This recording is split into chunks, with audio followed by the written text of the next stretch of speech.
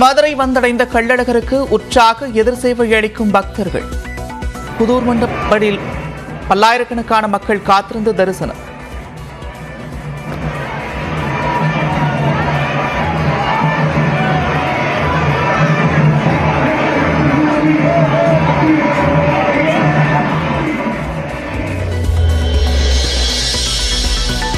மதுரை சித்திரை திருவிழாவின் சிகர நிகழ்வான தேரோட்டம் கோலாகலம். 4 மாட வீதிகளில் கூடி ஆயிரக்கணக்கான பக்தர்கள் சுவாமி தரிசனம்.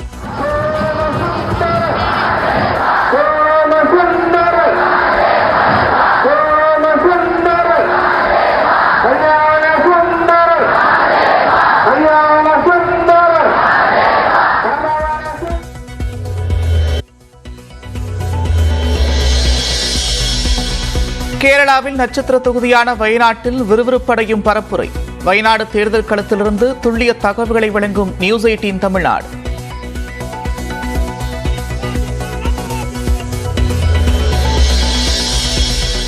வயநாடு மக்களின் பிரச்சினைகளை ஒருமுறை கூட நாடாளுமன்றத்தில் பேசாதவர் ராகுல் காந்தி.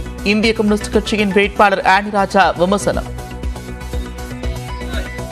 இங்க ராகுல் காந்தி போன முறை இங்க வேட்பாளராக வரும்போதும் அந்த பிரச்சாரத்துக்கு வரும்போது இந்த ரோட் ஷோ பண்ணி தான் பிரச்சாரம் இருந்தது.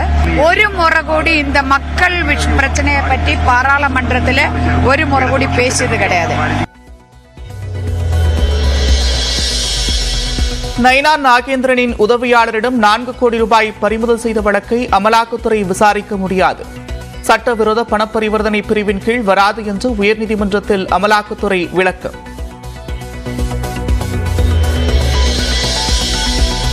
$4 கோடி ரூபாய் பறிமுதல் விவகாரத்தில் காவல்துறையிடம் விளக்கமளித்த நயினார் நாகேந்திரன் தரப்பு வழக்கறிஞர்.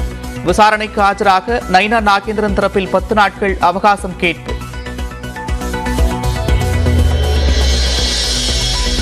கடலூர் ஸ்ரீமுஷ்ணத்தில் பாஜகவிற்கு ஓட்டு போட்டதாக கூறி மூதாட்டியை திமுகவினர் கொன்றதாக வதந்தி பரப்பியவர் மீது நடவடிக்கை. முன் விரோதத்தால் நடைபெற்ற கொலை வழக்கில் 5 பேர் கைது செய்யப்பட்டிருப்பதாகவும் காவல்துறை விளக்கம்.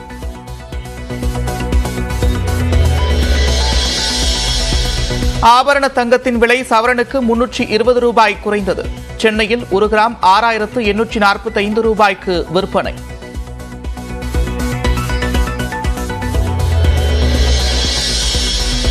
வாக்காளர் அடையாள அட்டையை ஆதாருடன் இணைத்தால் வாக்கு சதவீதம் அதிகரிக்க வாய்ப்பு. நியூஸ் 18 தமிழ்நாடு தொலைக்காட்சியின் வணக்கம் தமிழ்நாடு நிகழ்ச்சியில் முன்னாள் தலைமை தேர்தல் ஆணையர் கோபால்சாமி யோசனை. அலோபதி மருத்துவ முறைக்கு எதிராக விளம்பரங்கள் வெளியிட்டதற்காக பொதுவெளியில் மன்னிப்பு கேட்ட பதஞ்சலி. எதிர்காலத்தில் இதுபோன்ற தகவல்கள் நிகழாது என்றும் நாளேடுகளுக்கு அளித்த விளம்பரத்தில் உறுதி.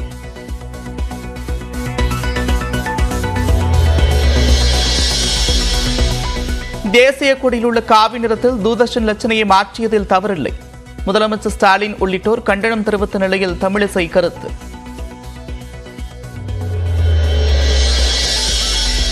மணிப்பூரில் 11 வாக்குச்சாவடிகளில் கூடுதல் பாதுகாப்புடன் மறுவாக்குப்பதிவு. அமைதியான முறையில் நடப்பதால் ஆர்வத்துடன் வாக்களிக்கும் மக்கள்.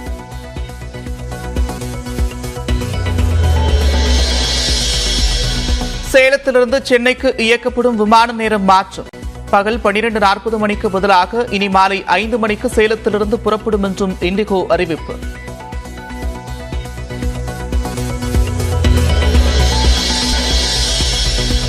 கொல்கத்தாவிற்கு எதிரான போட்டியில் தாமதமாக பந்து வீசியதால் பெங்களூரு கேப்டனுக்கு 12 லட்சம் ரூபாய் அபராதம். நடுவர் முடிவை விமர்சித்ததால் பஞ்சாப் கேப்டன் சாம்கரனுக்கு போட்டியில் ஊதியம் 50% அபராதம் விதிக்க பிசிசிஐ முடிவு.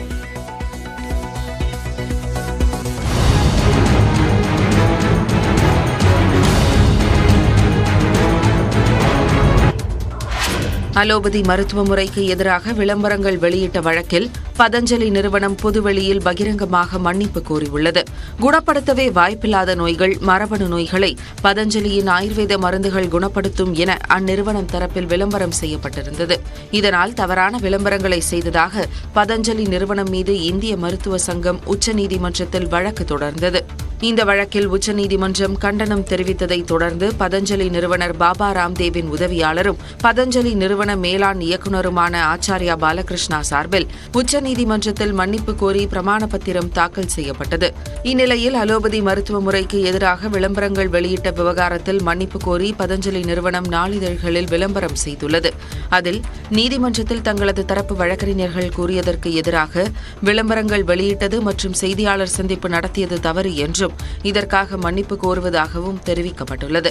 மேலும் நீதிமன்றத்தின் உத்தரவுகளை மதிப்பதாகவும் எதிர்காலத்தில் இதுபோன்ற தவறுகள் நிகழாது என உத்தரவாதம் அளிப்பதாகவும் பதஞ்சலி நிறுவனம் தெரிவித்துள்ளது.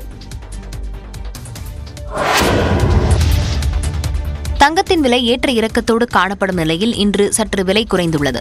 தங்கத்தின் விலை கடந்த ஆண்டு மார்ச் மாத தொடக்கத்திலிருந்து ஏற்ற இறக்கத்தோடு காணப்படுகிறது.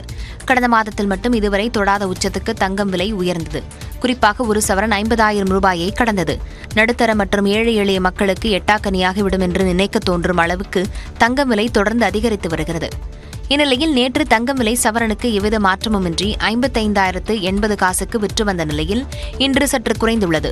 அதன்படி சென்னையில் ஆபரண தங்கத்தின் விலை சவரனுக்கு 320 ரூபாய் குறைந்து 54,760 ரூபாய்க்கு விற்பனை செய்யப்படுகிறது. தங்கம் கிராமுக்கு 40 ரூபாய் குறைந்து 6,845க்கு விற்பனை செய்யப்பட்டு வருகிறது. வெள்ளியின் விலை கிராமுக்கு 1 ரூபாய் குறைந்து 89 ரூபாய்க்கு விற்பனை செய்யப்படுகிறது.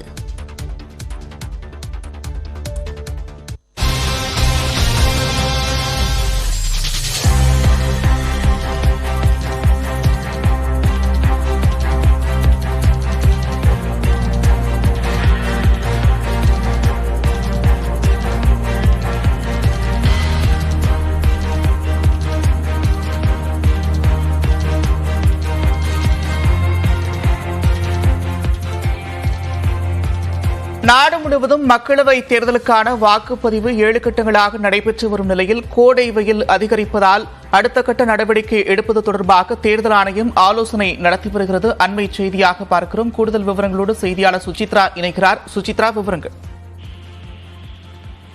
மக்களவை தேர்தலின் பொழுது நிலவும் வெப்பநிலையை சமாளிப்பதற்கு குறித்து தற்பொழுது முக்கிய ஆலோசனையை தேர்தல் ஆணையமானது நடத்தி வருகிறது.